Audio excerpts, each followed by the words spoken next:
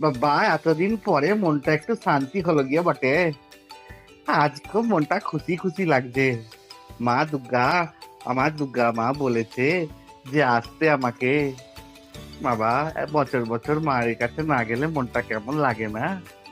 আজ মনটা বড়ই ভালো।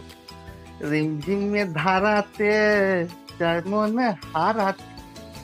তবে মধ্যে যে ঘটনাগুলো ঘটছে সেগুলো খুব লজ্জাজনক।